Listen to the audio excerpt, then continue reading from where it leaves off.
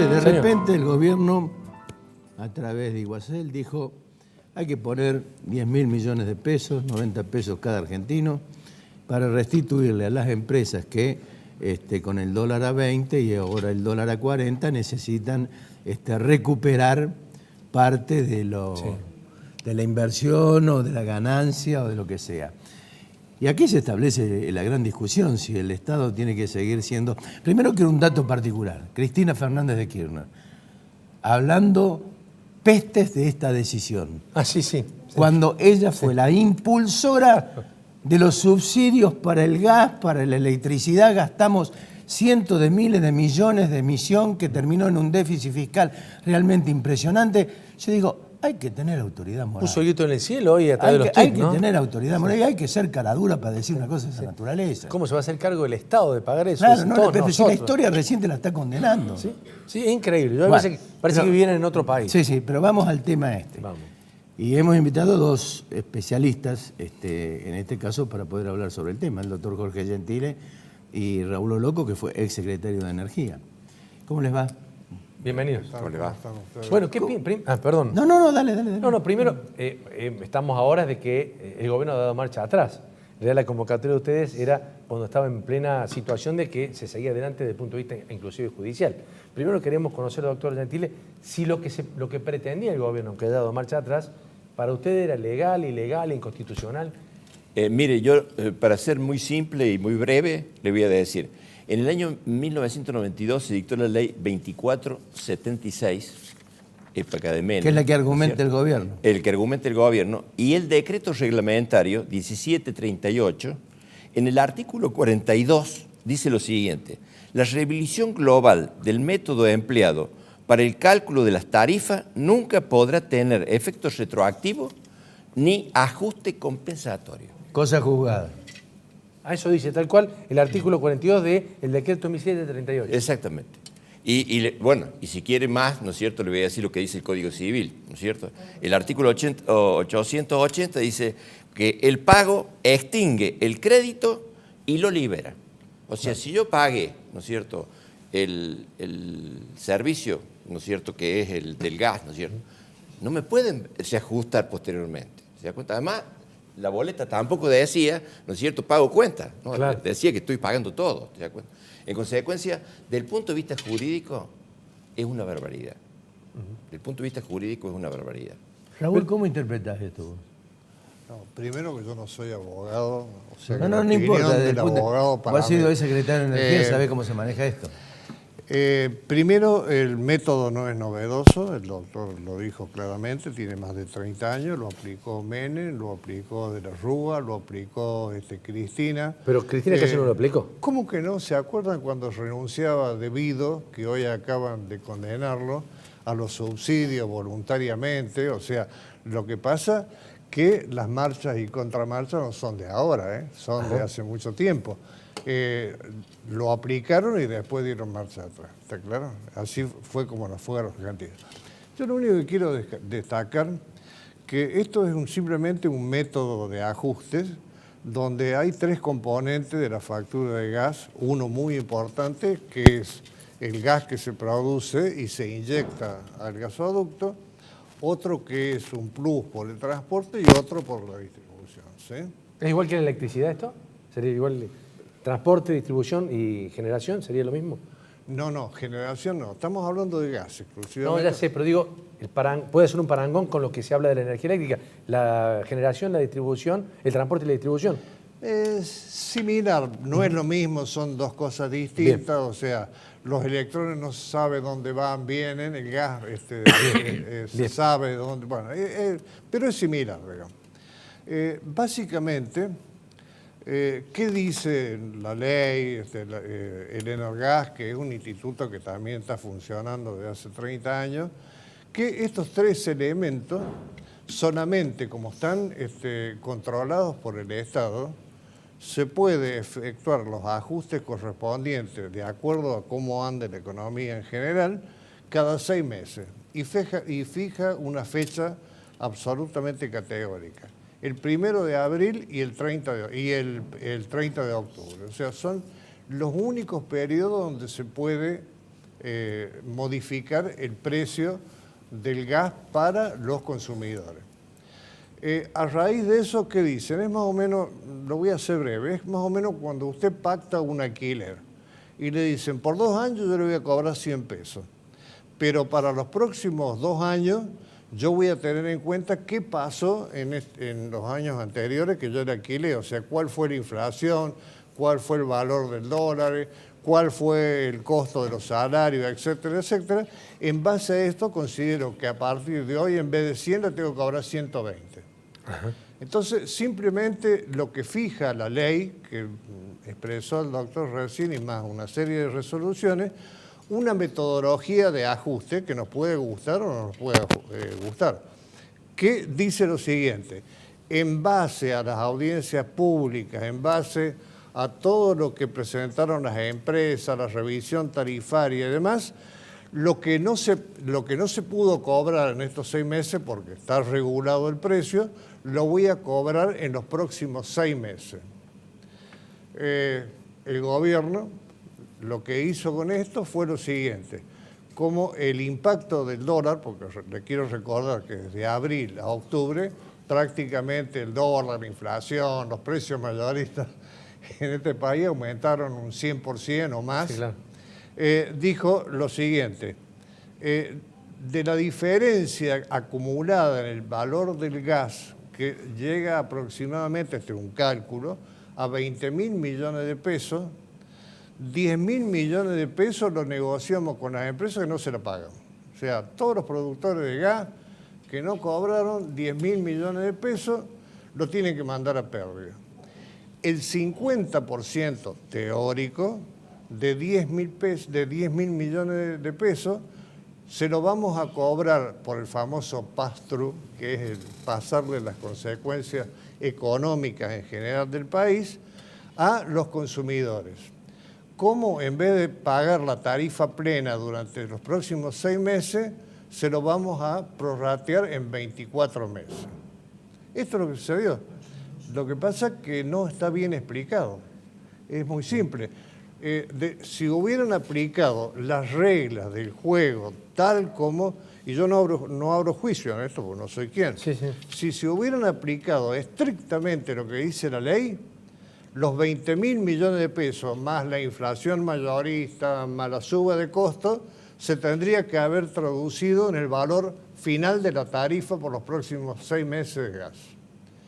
Esto es lo que sucedió.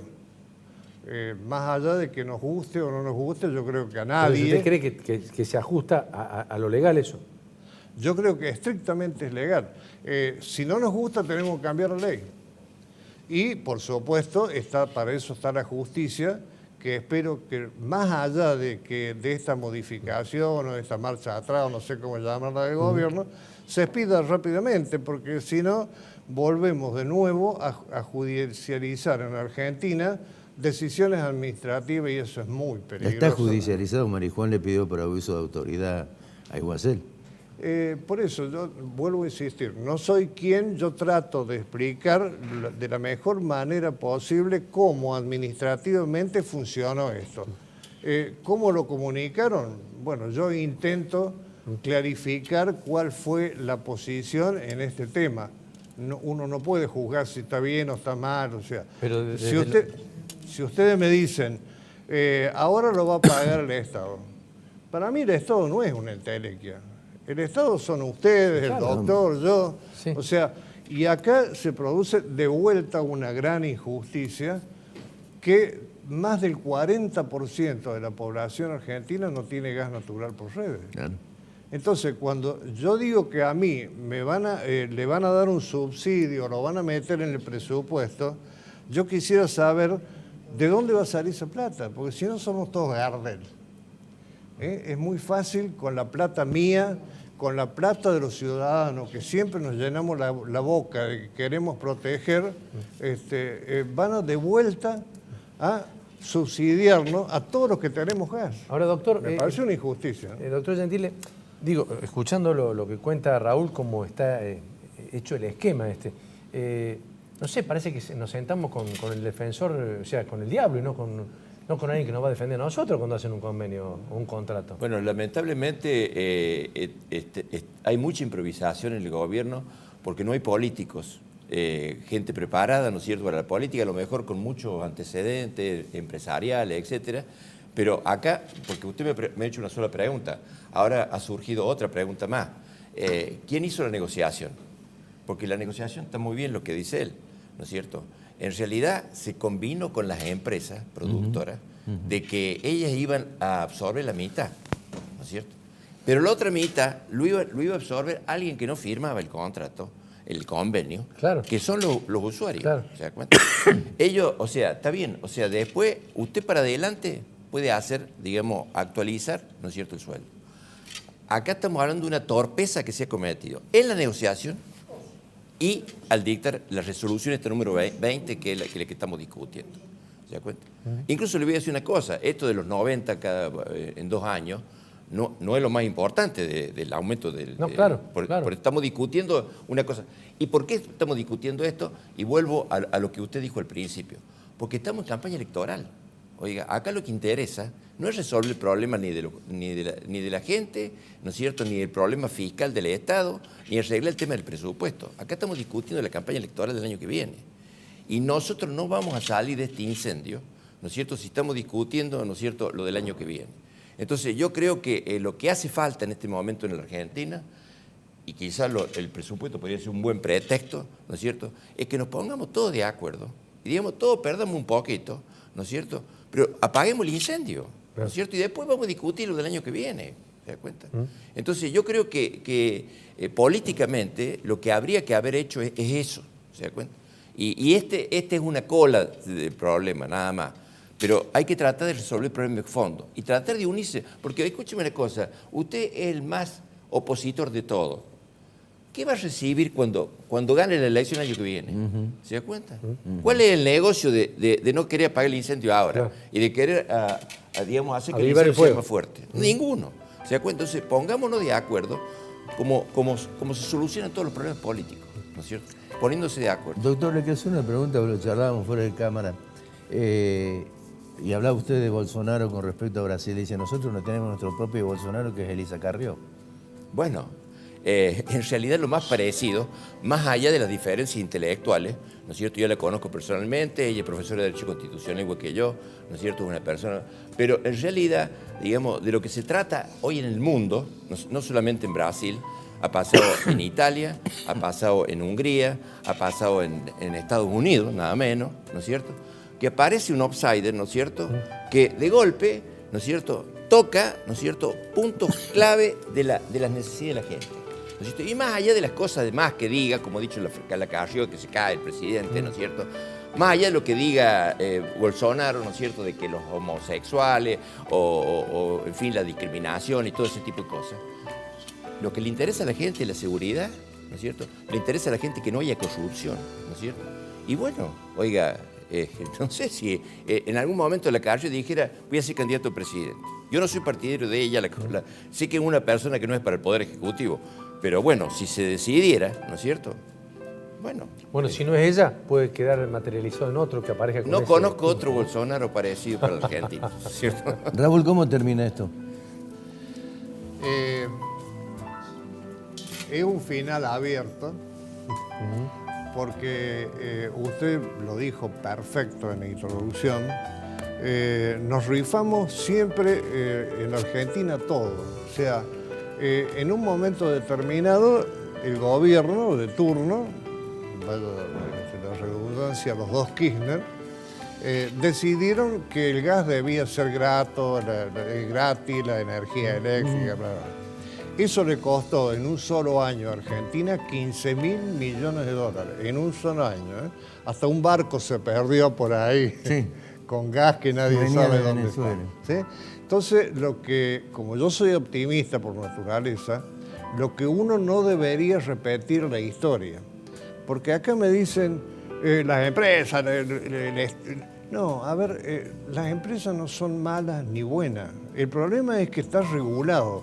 lo ideal sería que algún día podamos decir: hay un mercado del gas como existe en todos los lugares del mundo y un Estado fuerte, chico, pero poderoso, que controle las desviaciones, que no haya dumping, que no haya asociaciones espurias y demás, porque entonces ahí ponemos el caso en las mismas condiciones del panadero. Por eso no son ni buenos ni malos, ni las empresas que producen gas, ni los que lo distribuyen, ni los que los transportan. El panadero tampoco es ni bueno ni malo.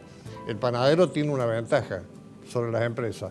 Tiene el precio liberado. Entonces puede decidir si produce el pan o si lo produce y traslada al usuario lo que le ha costado de más.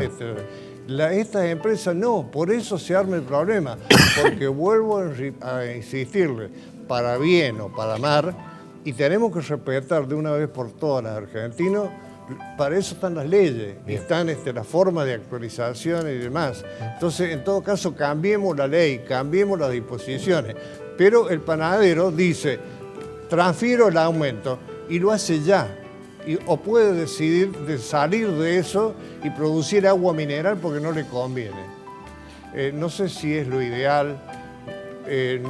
No creo que el mercado lo haga todo, pero sí el Estado, que, como decía el famoso Predwich, hay que usar los resortes del Estado para beneficiar a la gente. Contador Oloco, doctor Gentili, como siempre, muchísimas gracias por venir. Gracias, Gracias a Ramón, ustedes. muy amable.